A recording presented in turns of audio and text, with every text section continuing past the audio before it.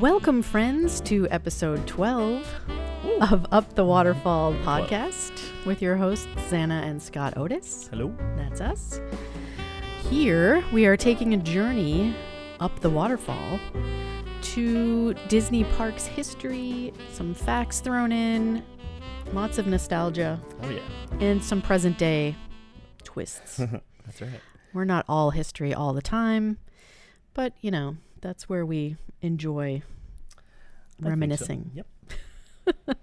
We want to thank you for joining us today. If this is your first time listening, we just invite you to slide all the way down to the end of your row, moving down to the last available space, and let's enjoy the ride. Absolutely. Let's go. So this week, we are venturing into the far past to a park we haven't really discussed too much on here, Disneyland. Ooh, my favorite. The original. That's right. And we've mentioned a few things here and there, and we will do an exhaustive Disneyland episode, possibly episodes what happened to us with Epcot. But this time, you may have guessed if you're watching us on YouTube, I've got my Disneyland holiday shirt on. Which I really like. Very festive. And we've got a few holiday baubles thrown around here. Just a couple. We're going to be discussing Disneyland holidays and how they have changed and certainly grown over the years. They definitely have. So it's hard to imagine. You may be able to because you grew up there, but you weren't around in 1955. No, I was not. But back when Disneyland first opened, it wasn't so crowded all the time forever like it is now. And after the summer push of when the park opened, it was kind of empty come fall. That's true. In addition to that, they didn't really have a huge budget yet. Disneyland Incorporated was a separate entity from the studios. So they didn't have all the studios' money to work with. And as a result, they did not have a huge holiday display. But also at that time, you know, in the world, I guess, in America, there wasn't really a lot of people saying, hey, let's go to Disneyland the week before Christmas or the month before Christmas. People were getting ready for the holidays, and it was a much different time. A very different time back then. So there was a few sparse holiday decorations in the park. Do you have any, memories, but your research? I have researched that there was a Christmas tree that year. Yes. So, and there were some holiday displays on Main Street, some decorations thrown in here and there, garland and that kind of thing. Yes. But not a great deal. I do have that they did have some of the carolers. Is that the Christmas Bowl? Is that what you're talking about? I do have some on the Christmas Bowl. Where they rethemed basically their outdoor stage to be a Christmas Bowl. Yes, and it was actually to the left of the castle where the Plaza Gardens now is, or actually also used to be Carnation Gardens. And they had choirs singing carols there, which was actually the precursor to the candlelight procession. Yes, I have a whole history on that. Well, let's hear it. Okay. We did touch upon this a little bit earlier when we were talking about the festivals of Epcot, and I think I did touch upon the history of the candlelight processional then. But this is a little bit more extensive. There was a Christmas celebration in the that actually took place at Disneyland in the first year. Actually took place from November 24th of 1955 all the way through January 8th of 1956. They did have a Christmas parade. It wasn't as big and elaborate as the parades are these days, of course, but they did have a parade. They've actually had parade at Disneyland since day one. That's something that's been constant since the opening, is the idea of having a parade on Main Street. So they did have a Christmas parade. And then, as we mentioned, they also had the Christmas Bowl, which was actually, they had like a little gazebo that it actually has been in a few places, but it was actually to the left of Cinderella Castle, where Plaza Gardens now sits. And it was kind of in those days just kind of an open green area that had that gazebo. But anyway, they had a concert there in the beginning, and actually one of the press things that they had back in those days actually described it as leading church and school choral groups from all over the West will provide special holiday entertainment in the Christmas Bowl every day. Wow. Yeah, that was one of the promotions for that Christmas at Disneyland celebration. So they had that. And then they also had 12 kind of Dickensian Christmas carolers that it was a group of singers that they've had since 1955, and they were actually directed by Dr. Charles Hurt of USC, or University of Southern California. And they actually kind of roamed throughout the park singing Christmas carols and doing that kind of thing, and they've actually been around since then. Anyway, so in the first year, they did invite some guest choirs to perform at that bandstand, the Christmas Bowl, and from the opening afternoon, they had carolers. I'm sorry. What I mean by the opening afternoon is the very first day that they did that. They had those carolers plus a 300-member chorus, and they performed at the train station also with some school bands. And so that was the first thing that they did on the first year. They did that every day during that Christmas thing. And then in the following year, 1956, they had those carolers plus the invited singers, and they performed on the train steps. And that year, they actually included the Disneyland band. So there was, not much difference. And then in 1957, those carolers, they actually followed around the Christmas Around the World parade.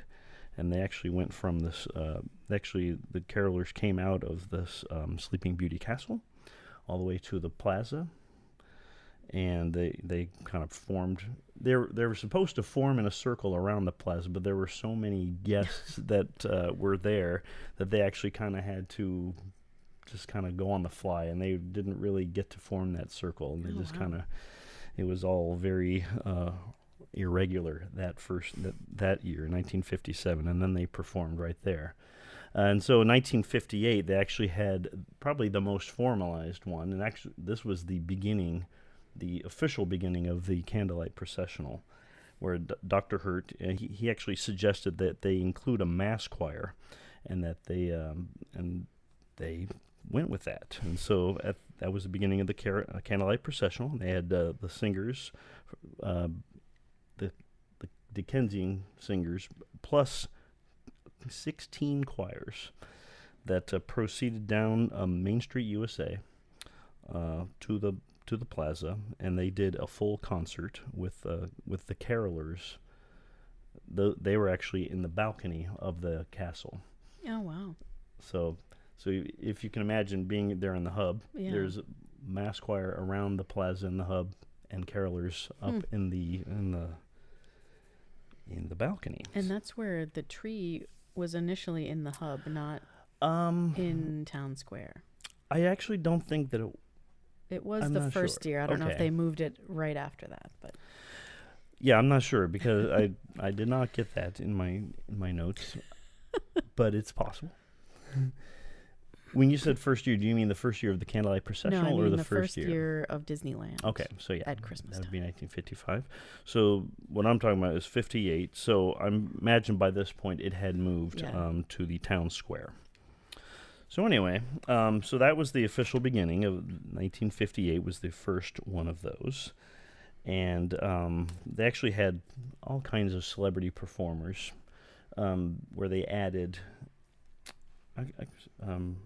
I'm sorry, I messed it up a little bit. It was actually in 1960 that they moved it to the train station. From the plaza to the train station, and they actually had Dennis Morgan, an actor, who he performed portions of the biblical Christmas story, which was the first time that they interspersed the Christmas carols with the readings of the Christmas story.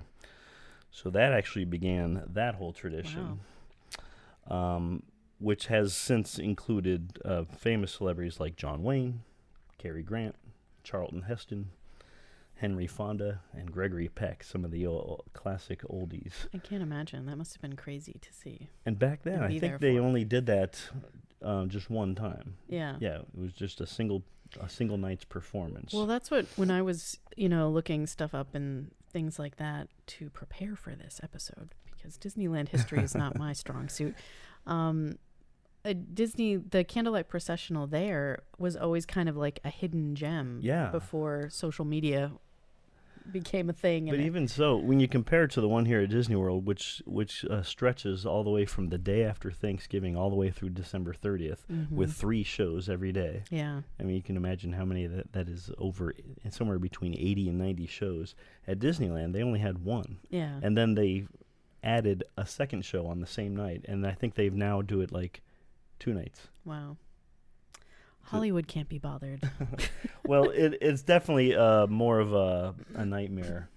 Oh, because it's such a small park. Exactly. And they do have it at the train station, so it is a giant issue to have all the people right there, chairs set up for them to enjoy it, and then it being a working theme park too, with people coming in and going out, and that kind of being the only entry and exit point. Crazy. So, yeah. But anyway, they also added the living Christmas tree. Yes. I believe that was also that year. That was actually it wasn't Disney cast members at that time. It was actually a particular high school called Western High School, which we've actually driven past once upon a time. Where is it located? It's in Los Angeles, I believe, on Sunset Boulevard. Or at least it's now. It doesn't exist now in that with that name, but it's still there. Anyway, they had an a cappella choir that was there, and they actually performed the Living Tree every year for, I believe, 21 years, from 1960 or 61 all the way through 1982 when their director retired. And then they were like, "You're out." Pretty much. So in 1982, they actually started the Disney employee cast, or the cast member choir, which was made up of volunteers, people doing volunteering their time to do that, the Christmas carols. Like they do here. That's right. With the green robes. So anyway, that is kind of a little mini history of the Candlelight Processional, and it's been going strong ever since, and actually they added it to Walt Disney World in its first year, 1971. So they've had it here, and they started at the Magic Kingdom here, Then they moved it to Epcot. Not right after Epcot opened, but it was actually kind of, I believe, in the early 90s. Our friend Glenn was in that when it was at the Magic Kingdom. Ooh. He's told us that story I've before. personally performed it many times at Epcot.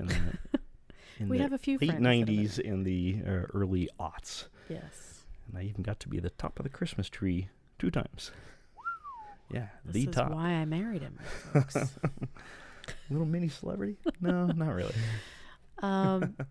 So did you want to delve into the craziness that is Holidayland really quick? Oh my gosh. At this point in time, because it's around that same kind of time frame, 1957, I believe, is when that started. They actually, if you think about it, back in those days, there were amusement parks scattered throughout the nation, and all of them did have like a little picnic area for and things like that for groups.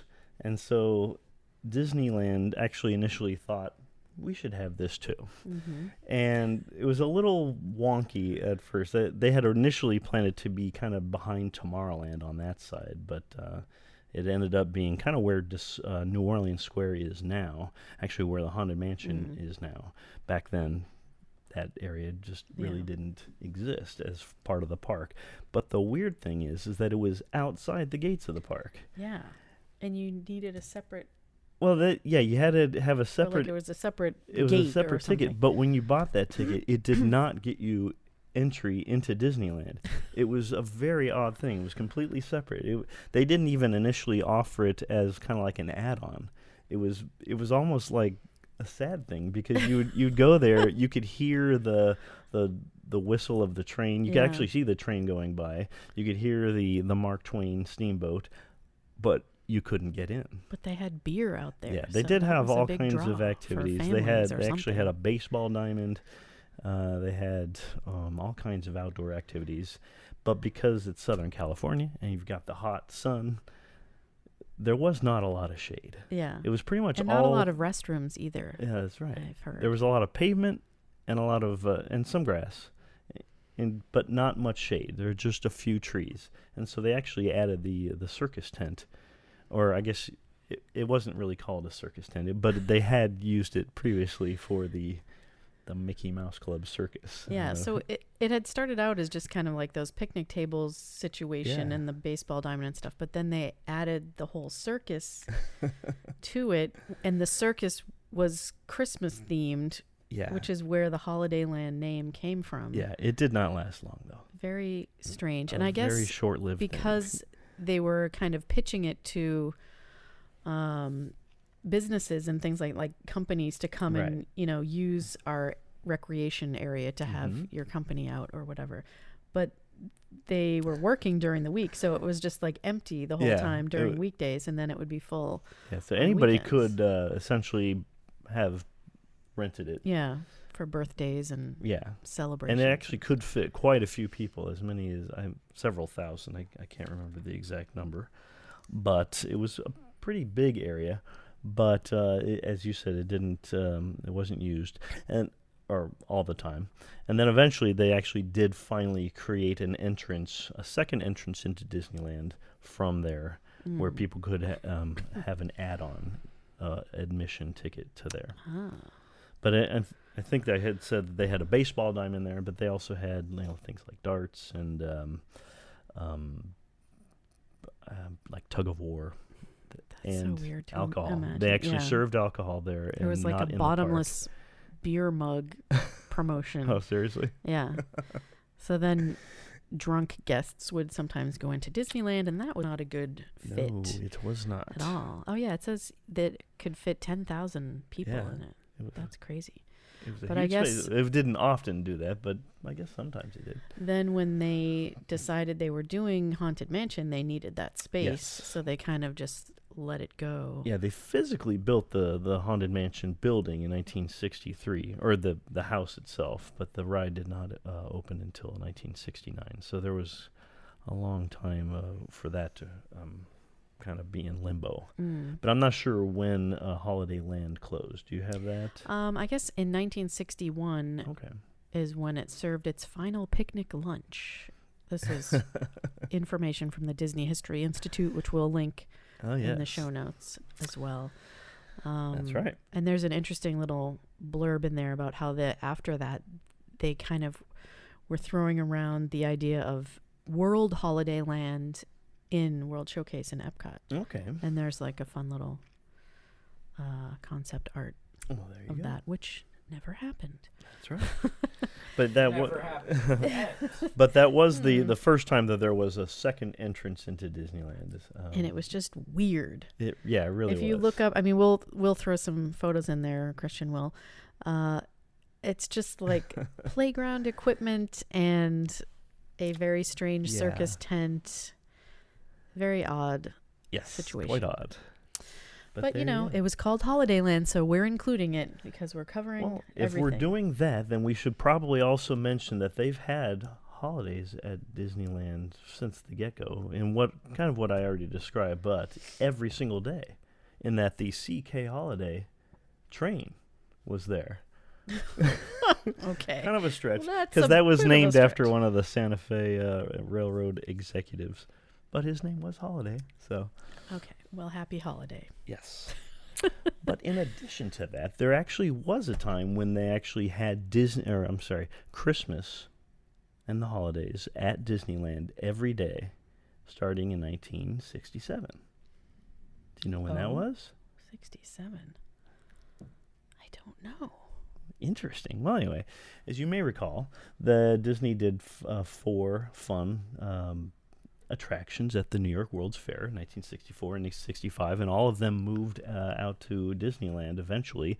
And so when they redid Tomorrowland for the 1967 redo of Tomorrowland, they brought the Carousel of Progress. Oh, I forgot all about that. I forgot that was a scene. And as you may recall, there is the kind of the turn of the century. Yeah. Actually, not the turn of the century. The last scene, because they are all holiday themed. It actually has, even though that's changed considerably over the years. I have that fourth scene was always holiday themed. I don't remember too much of that original, or at least Magic Kingdom original scene before they added the virtual reality and all that. Yeah. Except for the omelette superbe avec jambon. I remember that, omelettes. but that's about it. I do remember that. So anyway, they had that. I guess some of these You're really are a little bit of a stretching your definitions here, but okay, Well, I'll allow it. It was Christmas. Okay, very good. But here's a fun one. Yes. Did you know that the Matterhorn... I'm glad you did this because I forgot to write this down. The Matterhorn actually was Christmas themed starting in 1961. Yes, with the giant they star. They had a giant 44,000 pound giant star, a twinkling star, added onto the top of the Matterhorn. They actually had to use a helicopter to put it in place, and you could see it from miles and miles around. Wow. From both inside and outside the park. They haven't done that again. I'll tell you why. It actually went from 1961 all the way through the mid-'70s because of the energy crisis. Oh, yes. I know why they took it out. I just mean why there's LED lights now. Yeah, that's a good point. I don't know why they don't... Okay, why you're asking why they don't add it now. Yeah, why they could definitely add it now, and it would not take up much energy But at all. I mean, I guess they don't really need to. Like, there's enough other stuff going on. But I think that would be really cool. It would be a fun little retro nod. Yeah. What's the next major birthday? I guess because the birthdays are always in the summer, even though they last a whole year. Yeah. They just did the 60th a couple of years back. I can't. Yeah, number 65 is coming up in 2020. 2020 already. Wow. Yeah. So let's bring back the star. Like just yesterday. It really does. That's why I had to think about it. Honestly, I think just the last 50th year, wasn't it? seems like just yesterday. I wasn't cognizant of Disneyland back then. What? I mean, I knew about it, but I actually have 50th anniversary plates. Remember, I collected them before I'd even been to Disneyland. Right. I was like, these are cool. I want to collect them. I never even got those when I was there. I'll do a show and tell of those ones. I don't know where they are right now, actually.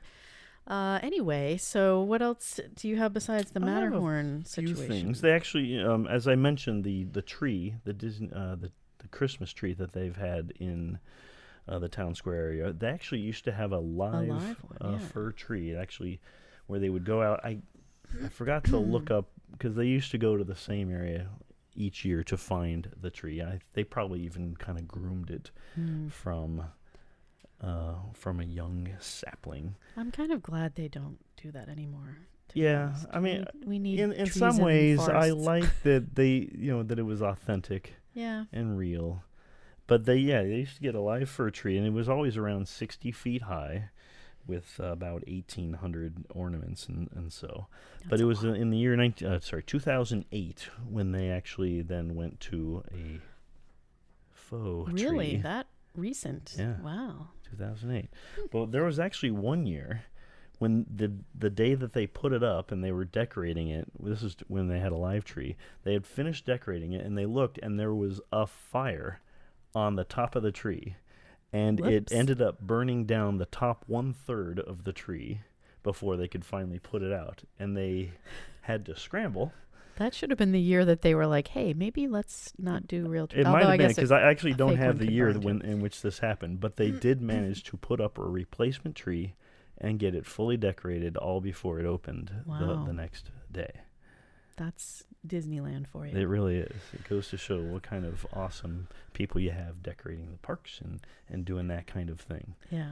So. And they are within relative close distance to some very large trees, which I don't know if they could cut those down. Well, I think in that case, I'm guessing that they probably had a replacement tree just in case. In standby? Yeah, like a standby tree, I'll bet.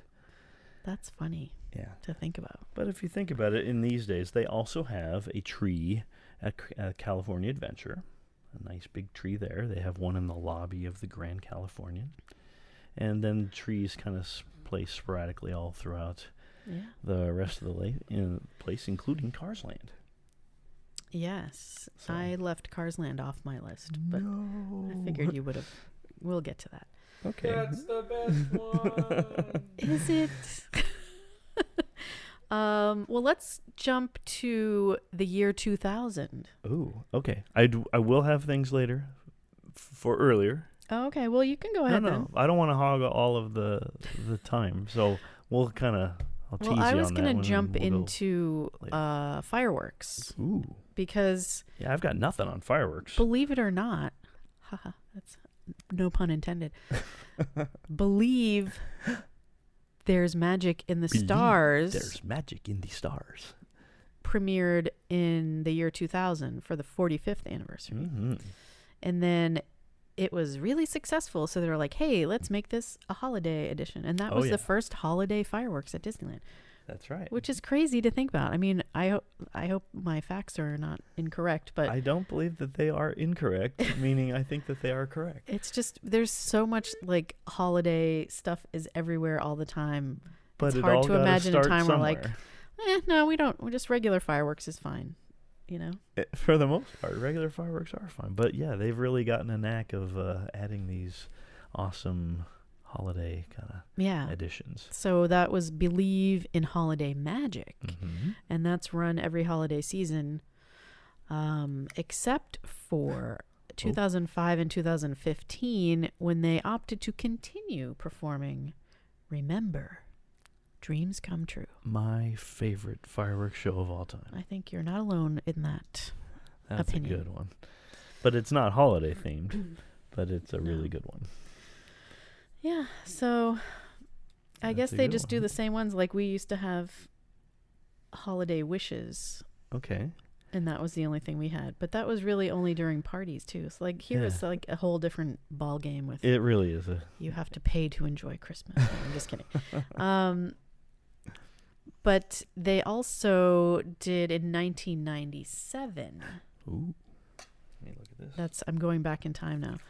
The Small World holiday. It's a small world, and that is really a great addition. I mean, it's like Christmas exploded it really in the is. best way possible, inside and out. And here's a fun, interesting thing about that. They actually managed to take the It's a Small World, After All song that plays throughout and add both Jingle Bells and Deck the Halls into the chorus of that. And have it all seem very seamless and perfect. Like, how is that possible? I don't know. And they've added scents in. I guess there's like new scents this year. Ooh. I don't know if they're just stronger or something, but I saw people tweeting about like that. Pine or I don't know. I haven't watched any. Peppermint or. Well, they already had those. Okay. But maybe they're new, exciting flavors. I don't know. But yeah, they take out basically all of the light bulbs on the outside, which are normally white clear bulbs, individually, and they put in the different colored ones. So it's just seems like they add tons more. Yeah. Because it was when they light it up. Pardon me. And I don't think they actually have. I don't think they lit it the way that they do now back then when it first came out. I think. But I'm not sure. I honestly don't know. I was here in Florida then. It says almost 1 million lights are included during the holidays. I don't know if that's the way it's been since 97. But yeah, I mean, when those things are lit up, that is an absolute, like, a giant color explosion. So that's just, it really looks cool. That was the whole reason I wanted to go to Disneyland in the holidays, was to see that in person. And I took 8 million photos. Yep. And the other thing, excuse me, sorry, we're both like getting over being sick. I apologize for any weird sniffings and coughings that we're doing. The whole walkway leading to It's a Small World from, like, say the Matterhorn or Alice and the Mad Tea Party, Storybook Land, Canal Boats. The light poles that they have up for the parade, because they do the parade like at night. That's right. The Christmas parade. They will have wreaths on them that are like Mary Blair themed. Oh my gosh. And so it's like, beautiful. I was just like, I need to take a photo of every single one of these. And we did. And it's overwhelming and so good. and I love it. And they also now do these days the holiday projection show like they do here on our castle. Their castle's a little smaller over there. It is smaller. So they have more real estate on It's a Small World. They do have more real estate. It's not very tall, but No. but it's considerably wide. So Yeah. and it's good. It's a good way to add a lot more visibility because you can only fit so many people there in the hub. Yes, that's true. And they actually have those kind of like the little riser areas off to the right, where they can have a lot of people seeing that. So, and all of that while they're still operating the attraction. Yeah. It's just amazing how they do all that. It's lovely. It really is. Let's go right now. Okay. So yeah, I mean, that's a real, like, that's the highlight, I think, of the season. But some other people may think that the highlight is the Haunted Mansion holiday. Ooh.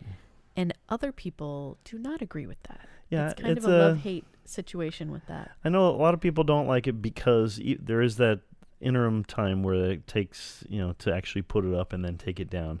This year they actually did, they actually took a full week off of how long it takes them to put it together. That's kind of scary. Where it's usually 18 days, they've got it down to 11 days. Wow. Just to put up the entire display, where it's down for 11 days. I actually was there this year, and I got to ride the regular Haunted Mansion, and then was there the day that it was closed for that 11-day turnaround. But I was not there for when it opened this year. But I have seen it several times. I mean, a lot of people aren't Nightmare Before Christmas fans. Yeah, that's true. I think there's two very decided categories of whether you like it or you don't. Another faction, or sometimes the same faction of people, does not like the fact that they're moving in and out original pieces of the Haunted Mansion from the 60s. They actually took all of that, all of the storage for all of that thing is actually within the Haunted Mansion itself. It's not stored elsewhere. It's kind of just stored in like little back corners, like in the middle of that area. So much. But for that, they actually literally remove everything and put in new things. Like, which is scary. It's not just like where they put little holiday lights on top of the existing stuff. They take it all out and replace it all, and it's very different. I mean, it is a very fun way to be able to include both holidays, Halloween and Christmas, which are relatively close together, and be have it include all of that. So I mean, I think if those two holidays had fallen like 6 months apart, it probably wouldn't work as well. This is true. They're only a day apart in Disney. They really are. I think that Disney's day world. is November 1st. But it really is just quite amazing. I mean, I enjoy the detail of what they do and the fact that it's virtually unrecognizable as the regular attraction. It does scare me a bit how they do it, but I mean, they're professionals. Hopefully they know what they're doing. Yeah, I'm sure. Preserving all of the people that do whatnot. this are professionals, Yes. and they also love the Haunted Mansion in its original state, and so they're certainly going to take good care of that.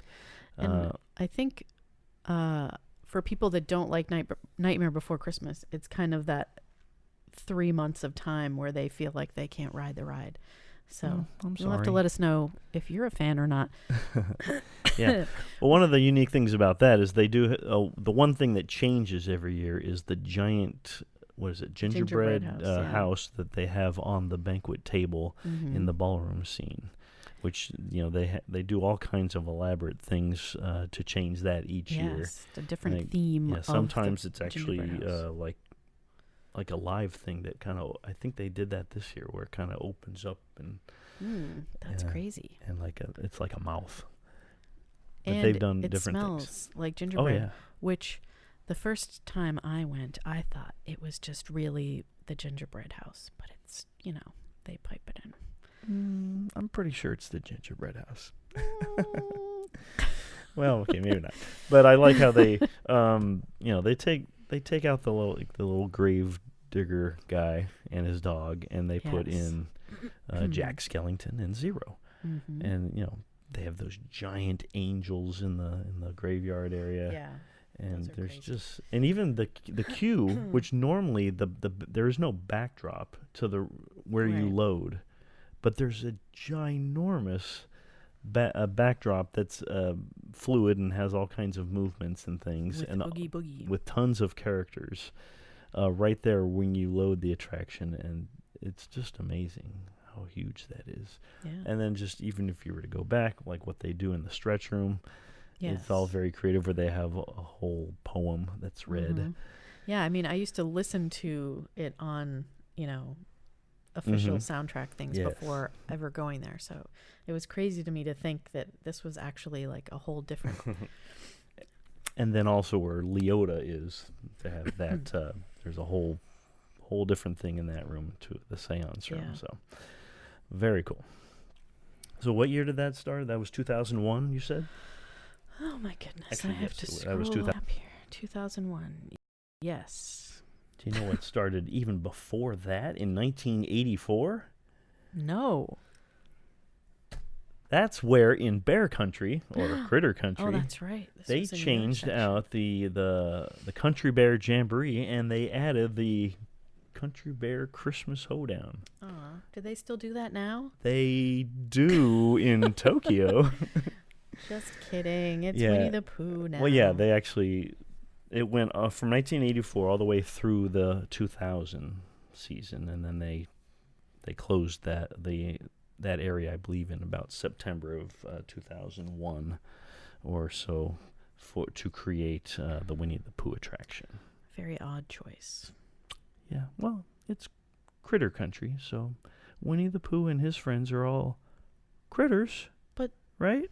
bears. Yeah, because it and used to be called talking Bear buffaloes Country and- when the land opened. It was Yeah. called Bear Country, so that's when they opened the Country Bear Jamboree. So you So there you can go. still see that in Tokyo. Yep. We don't have any holiday Yeah. bear overlays here. Yeah, they still do the summer one and the Christmas one out in Tokyo. They also do the Haunted Mansion holiday there That's right. as They well. do the Haunted Mansion but not holiday in anywhere Tokyo else. too. Wow. So there you go. 1984. Yep. A good year. It really was.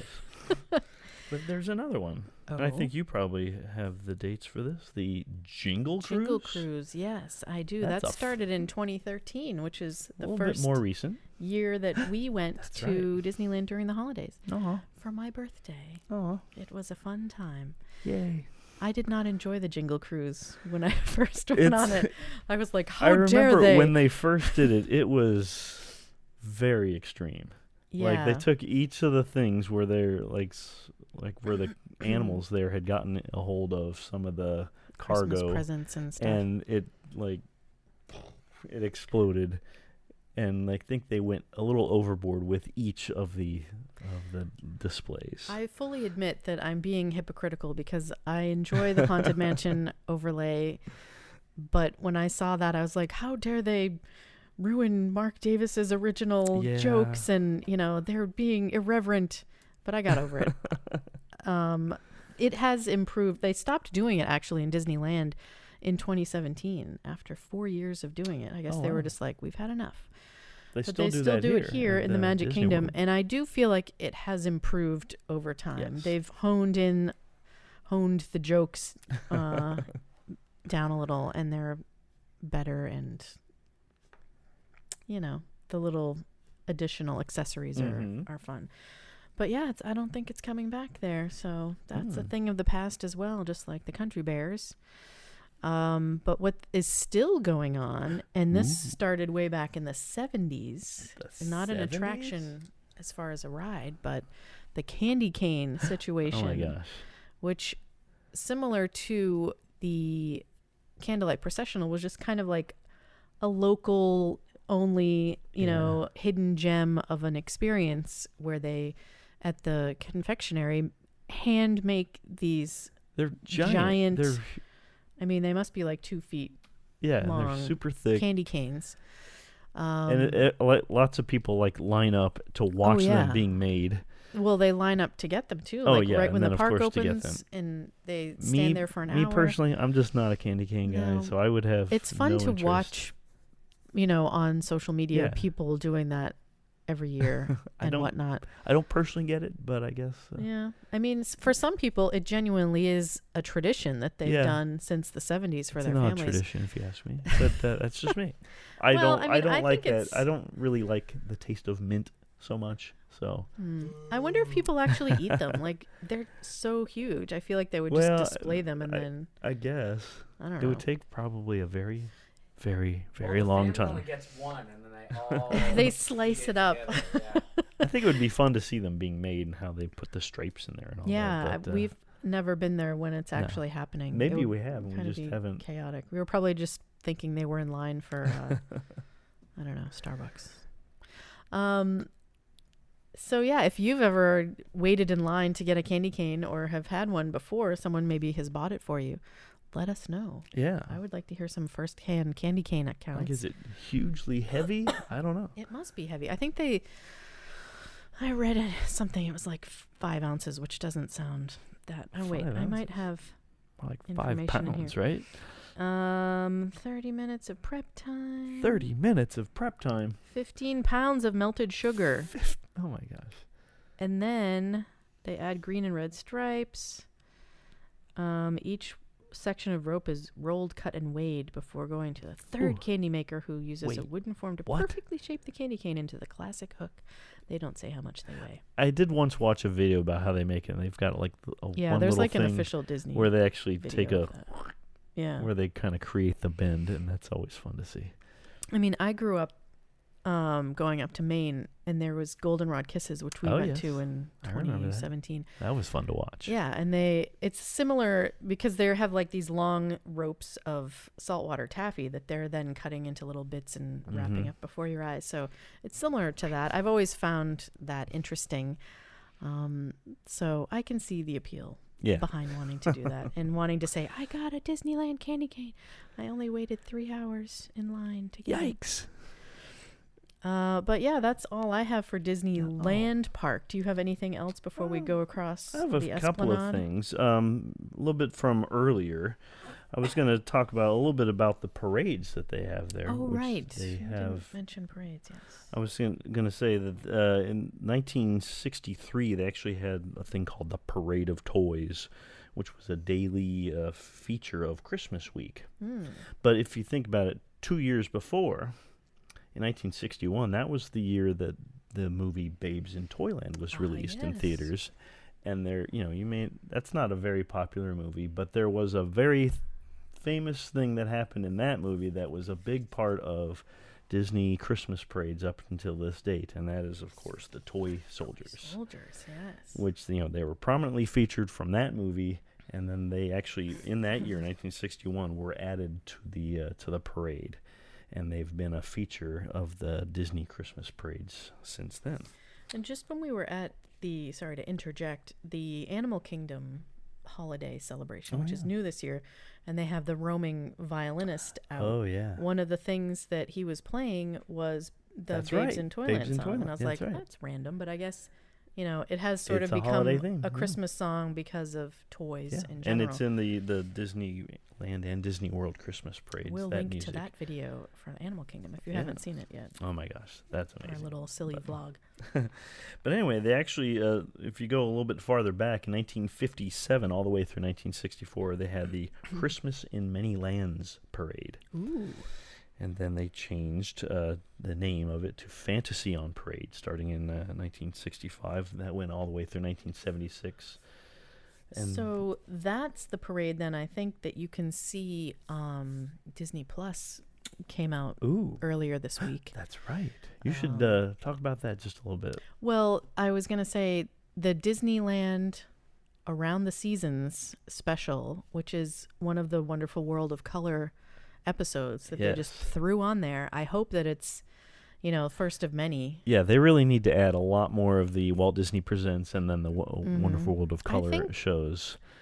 Even if they did it, a new episode every week, like they're doing with the original stuff, that would be great. Yeah. And then, a whole new generation could be exposed to it. Yeah, so there are just only a couple on there right now at the beginning of Disney Plus. That one and Plausible Impossible. Yeah, I still haven't rewatched that yet.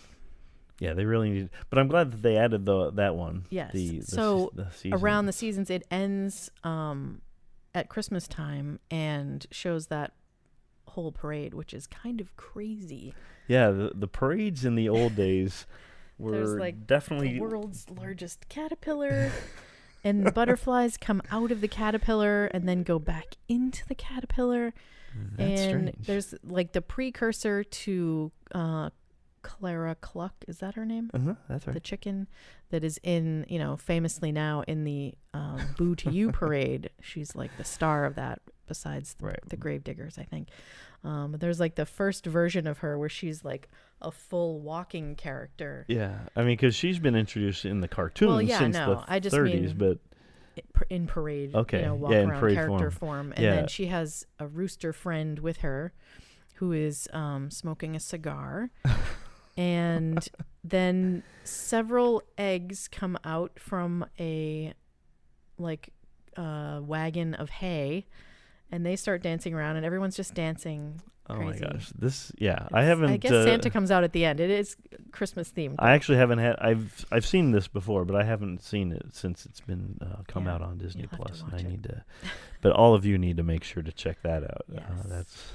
That sounds amazing because the characters definitely weren't as developed way back in the early days as they are now, and a lot of them looked really, really strange. I know initially they got the characters from the Ice Capades, the character costumes. Some of the Three Little Pigs characters, and then the Seven Dwarfs they had, and they were kind of rubbery, very movable faces, and the whole bottom was just a different shade, because that's how they were doing shadows and shading of a face. It was just we'll paint this one a different color. Yikes! It was very weird looking. But it's fun to see the guests in the audience in these old shows as well too, and see what they were wearing. Dressed differently too. But anyway, as I was talking... Yeah, sorry, I interrupted No, you. I think that was a great one. I was talking about the Fantasy on Parade that had went from 1965 through 1976. And then they had the Very Merry Christmas Parade for a few years, from 77 through 79. And then they went back to Fantasy on Parade from 1980 through 85, and then Christmas Fantasy in 2001, and then they just kept on going. And a lot of these are now televised. Yes. They always, not always, a long time ago, they did the Walt Disney World Christmas Parade on television each year. And it was just the parade. And, it was just the parade. But it was always only at Disney World. Maybe occasionally they would shoot over to Disneyland. But now they actually it's done on both coasts. And they have, certain characters are at Walt Disney World, and the other characters are at Disneyland in their parade. Lots of Disney Channel stars. Yes. I mean, it used to be Joan London and them and all that, and then it was Regis Philbin and Kelly Ripa and all that. Yes. But now they've taken to the Disney Channel stars. Yeah, they've always had fun musical guests for all of these. I mean, didn't your guy Tim Tebow host, or was that Jesse Palmer? No, Jesse Palmer. I get all the Florida Gators quarterback. Confused. Yeah, he was the host last time, I think. Yeah, he's one of the co-hosts. Yeah, but they've gone around and done all kinds of people. They even had Derek and Julianne Hough. Where they did a show right around Thanksgiving, kind of leading into the holiday season, and then the Christmas parade. Mm-hmm. But anyway, so Disneyland is a lot more featured on those television specials now than they used to be. So that's always a good thing. And they actually had a TV special way back in 1976. Yes, I saw this. Oh, you saw this one? Yeah. It was called Christmas in Disneyland with Art Carney. Yeah. Of all people. He's I guess a famous actor back in those days. From The Honeymooners. That's right. That was a very odd choice, if you ask me.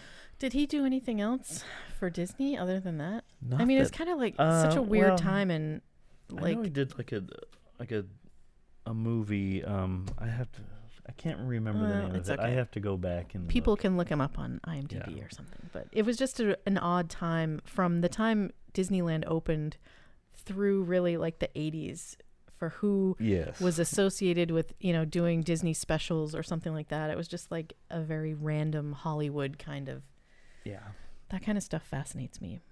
Oh, yeah, that's true. One other thing I was going to mention is that they have actually had various Christmas shops in the parks, where they have Christmas year-round. Okay, well, those don't count. Well, they're okay. year-round. Well, they're year-round. They have the Christmas Chalet in Fantasyland and the La Boutique de Noël in New Orleans Square. I was just going to mention those. Is that still there, or is it like a Pandora store now? Well, that one actually got bumped by Le Baton Rouge. Now that's, the last time I was there anyway, it's like the dresses and ear hats situations. Yeah. So I was just going to mention that. And of course, every year, the holidays, they lead into New Year's. Yes. You can do your New Year's story before we go into DCA really quick. Oh, okay. Yeah. Well, I was just going to say, if you think about it, way back in the 50s, people didn't really go out to be at a place or like a Disney park for the New Year's Eve celebration. And so they realized, especially like I think it was the third year, 1957, that, there wasn't really a lot of people in the parks then. And I remember actually Jack Lindquist telling a story about how, he wanted to be able to have some sort of a party for that. And so he had the idea of doing a New Year's Eve party, which, back then was just unheard of. So he actually went to a fancy version of an upscale men's store and to sell the idea of pre-selling tickets to the New Year's Eve party, which had never been done before. If you think about it now, everybody gets their tickets for all kinds of things, whether it be concerts or whatever, on pre-sale. But that had never been done before. This was literally the first time that they'd done that. And so he went there to, I think it was a store called Desmond's, to get them, to essentially give them New Year's Eve tickets to sell at a whopping $3.95 in 1957 money, to get people to come to New Year's Eve. And, they would put their name on all of the marketing materials that they had. And then he went to all kinds of other places like record stores and other kinds of markets. And he eventually ended up with like 10 different places where all of their outlets pre-sold New Year's Eve tickets. And they eventually, I think they sold around, from the day after Thanksgiving all the way through December 30th, they pre-sold about 7,000 tickets. And then they actually had 3,000 day of sales for an attendance of around 10,000 guests for their very first New Year's Eve celebration. Oh, to be with only 10,000 guests. Yeah. Well, I think back then they said that they needed around 6,000 or so to be in the parks in order for it to have like a lively atmosphere, a place that would be considered fun and not necessarily dead or dreary. But yeah, so that's actually kind of a fun little story about the first ticket pre-sales. And they've the New Year's Eve celebrations have been going strong ever since. And the biggest one, of course, was the one leading from the year 1999 through 2000, which is the Millennium, even though it's technically not the Millennium Eve because that was 2000 to 2001, but it was more fun to see the year 1999 go over to the year 2000, and they actually had over 80,000 at that New Year's Eve there at Disneyland. They've actually gone over 90,000 before, but that was the biggest New Year's.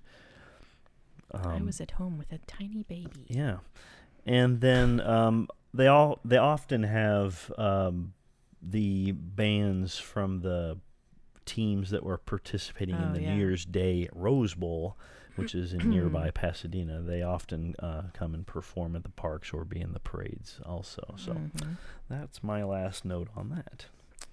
Very good. So, well, let's go across the Esplanade to California Adventure, which... Yes, please. I don't think they did much of anything before Buena Vista Street was redone. Other than just decorations. Yeah. Yeah. Because Buena Vista Street really, changed the whole look and feel.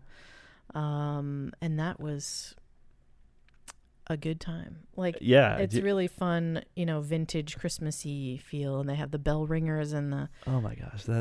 That also sing music. We have video of them singing me happy birthday that year that we went in 2013. That was a great time. It was a great time.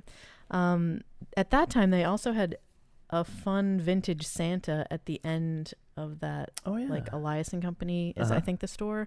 But he's not there anymore. He's in Redwood Creek now, Santa. Okay. I guess he... and then if we forgot to mention... He's also in Critter Country in Disneyland. Well, he kind of goes back and forth. Rustic. I'm sure. He changes his outfits, so he's like country Santa over in Critter Country. Interesting. But they have like a vintage style tree, and they do a tree lighting ceremony every day on Buena Vista Street, which is seeing that one. Lovely. Oh yes, yeah. The decorations on that tree are just amazing too. I don't have the year that started on here, but it was whenever Buena Vista Street happened. I think it was 2012, maybe. I believe it was, yes, something 2012. Like that. You can Google it if you are interested, people that may be listening. So in addition to that, they also, in 2013, have Viva Navidad. Our favorite. Which I love so very much. Oh my gosh. And that is an amazing every show. year, everyone's like, please don't get rid of it. It's such a good time. I cry every single time I see it. Just to see those dancers just doing what they love. Yeah, it's really it celebrates, if you haven't seen it or seen video of it, I mean, you really should go and see it. But it celebrates all like Latin culture from South America and Mexico. So there's different dances that they do, and there's people doing samba from Brazil, and they're all just going together. And the Mexican dancers, a lot of them are just local groups that do that. And then they have kids that will come out from the audience and dance with them. And I just lose it every time because it's just like such an amazing, like cultural thing and tradition. And that like makes me cry. Yeah, I remember that first time we saw, I was actually standing next to an older woman whose son was performing as one of the dancers there. And she just was beaming with pride. And we were kind of beaming with her. It was just, it's such a pure and innocent and fun show. And then you add the Three Caballeros to it, and it's just perfection. It really is. And now they have Elena, I guess, Princess Elena of Avalor. I thought Avalor, and then I said Avalon. I'm sorry, people. I don't have kids that young that watch that anymore. Don't worry. I apologize. But anyway, she's meeting and greeting along with, I think, the Three Caballeros still meet and greet over there. And then they have special food themed to that. And then in 2015, they added the Festival of the Holidays there, which we have here in Epcot. And there, it's all different holiday-esque themed food items. They have all kinds of food items all along where their parade route is. Yes, all around Pixar Pier. It goes from Pixar Pier all the way down to in front of the Paradise Gardens. Yes, but even sorry, I you'll find them if you go there. Yes. The little booths that you can get. They go all the way to. That restaurant, the Carthay. Basically all the way up to the Carthay Circle. I didn't know that's what you were trying to say. That's interesting. I didn't realize it went that far in that direction. Yeah. Well, yeah. So that's a fun thing, and they have like fun merchandise and cute shirts that I need to get one of, even though I haven't been to the Festival of the Holidays myself. It's still a fun time, and they also have at night. Of course, there's World of Color. Yes, and they've actually done an astounding job at making sure to be able to kind of update that show to add certain things, but then also to make it holiday themed. Yeah, and they've gone through a few different holiday iterations. Yes, they have. They did Winter Dreams in 2013, which was hosted by Olaf, and they did a lot of Frozen stuff back then, and it was a lot of Christmas music mixed in with regular Disney stuff. And then they changed it with a different thing. And there was different Frozen songs and different songs added to it and things like that. But then in 2016, they changed it to World of Color Season of Light. Ooh. Which is what it is now, I believe. And it's just a bunch of different songs, and they have, obviously increased their projection abilities and the water and everything. It's really just a fun time. It really is. And I love it all. I'm not sure if they still do this, but the first holiday one that we went to in 2013, they had that fun machine that makes like the little shapes. Oh, that's they did right. like the With snowflake. the little bubbles. Yeah. And weird. I don't know if they did multiple ones or if I'm just remembering the snowflakes, but they can do Mickey heads also. I'm pretty sure So that's a fun little. they still do that. I mean, I love World of Color Yeah. in any form, Oh yeah. but I do It's prefer so the original. Big, and in scope, it's just giant. And it's the kind of thing that you can just walk by and see. You don't have to. We've definitely stood and gotten fast passes or done a dinner package and the whole thing. But even if you're just walking by, you can still experience it and enjoy it. And even from the side, it's a fun way to get a different perspective. It's not the ideal way, but even if you've completely missed out on being able to be within the crowd, it's a new way to see it. Or you could get a room at Disney's Grand California and watch it. Or even the Paradise Pier. Oh, yeah. Hotel. Well, if you want to be far away. And Disneyland Hotel, really. You can see it from some of the rooms, yeah. Well, anyway. Speaking of the resorts, really quick, they also now, in all of, Disney World and Disneyland resorts, seem to do more elaborate Christmas displays every year. So they have the giant gingerbread house in Grand California in there. Oh, and the one in Disneyland Hotel is even bigger. I forgot about that. The fun little Mickey and Minnie themed one. That's really cute. And they have the fun little Christmas decorations even on the kind of porte cochere area. Yeah. So let's jump back over to Cars Land. Oh, that's right. Yes. On our way there, we can stop at the Pacific Wharf area. It's still called that, right? It's just Pixar Pier that's different. They have a bunch of decorations in there. So if you are going, make sure you check that out. Themed to the different restaurants they have over there. Very fun. But Cars Land has quite a bit of holiday decor going on. Those cars have gone overboard. They have lighting, lots of fun lights. They have garland in the main thoroughfare there with tires on it. They have the little snow car out front, and then the billboard, instead of saying "Welcome to Cars Land," says "Seasons Speedings," because Cars Land is all about puns. Fun puns. For the most part. One thing that kind of bugs me about Cars Land, I don't want to get too into the philosophical discussions of Cars, the movie, and Cars Land. But, the decorations that they have are like, there's a tree with hubcaps all over it. So is that the equivalent of us like putting limbs or like feet on a tree? It'd be like thumbnails, right? I guess, yeah, like little weird accessories. I've never really... I've heard those kinds of discussions before. I've never really delved that deeply in Cars philosophy. You kind of have to just suspend your need to question and wonder where and why and how in Cars Land. And why are they celebrating Christmas to begin with? Who knows? Anyway, Cars Land, lots of fun decorations. Yes, make sure to check that out. Yeah, it's very pretty there and, stuff like that. So definitely enjoy that. But we need to jump back really quick to Disneyland as well, because we didn't really talk about the castle. We mentioned that in the beginning it didn't have a lot of decorations, They which actually really put a light bulb or two on that thing, don't they? Yeah, they for a long time they just had some garland and maybe a wreath, and it wasn't until 2007 that they added snow. Oh, that's right.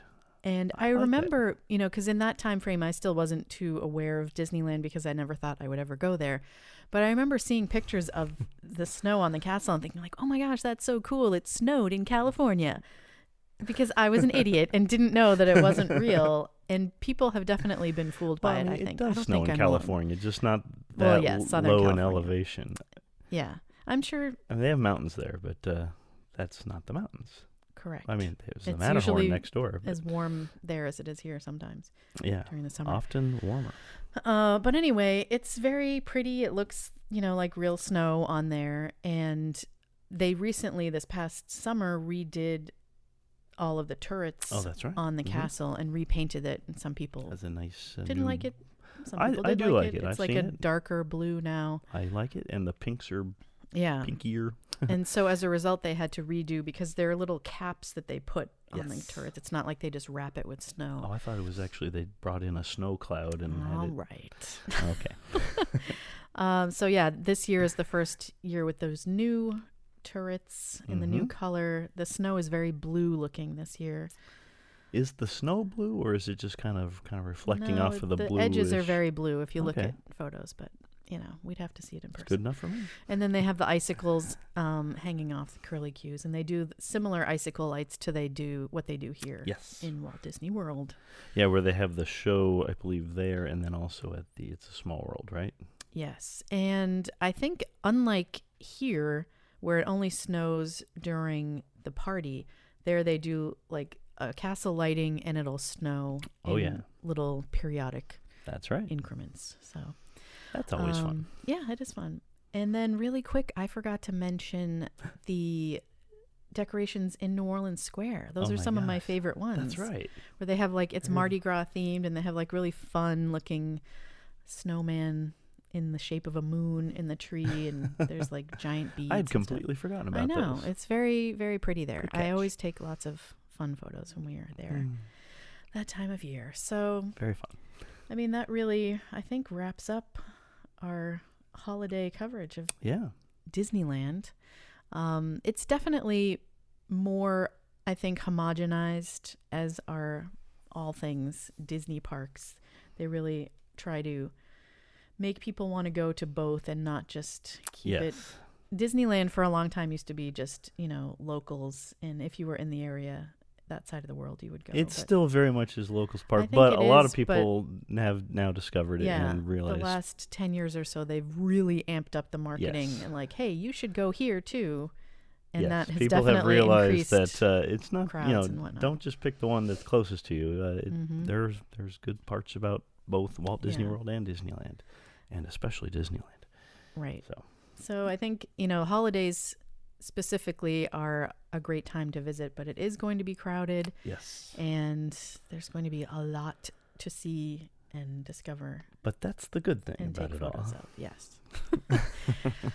So we thank you for listening as always. If you have, as we mentioned throughout the episode, any favorite Disneyland holiday memories or holiday in general memories of either park or any park, we'd love to hear it. You can comment on the YouTube video if you're watching there, or on Zannaland.com with the matching blog posts that will come with this episode. Facebook, Twitter, Instagram, all that fun stuff. All of them. You can find us and let us know what you think. And please share with your friends. Yes. Give us a like, subscribe, share. That gets the word out. And hopefully more people can join in and listen in on the fun. We'd love to have a lot more feedback and comments. So please tell us if you want us to cover other things, or if we're droning on too long, like I think I'm starting to do now. So I will wrap it up. Thank you I tend again to do that too. So for listening. Yes, and thank you. Happy holidays. Yes. That is absolutely fantastic. Well, that's only part of it. I got a big climatic scene. But how could you top it? Well, we set the place on fire, and we have our audience trapped down in this flaming city. And how can they get out then? Well, now you got into this mess by going down a waterfall. Now, how would you suppose we get them out of there? By going up the waterfall? That's right. Anything's possible in Disneyland.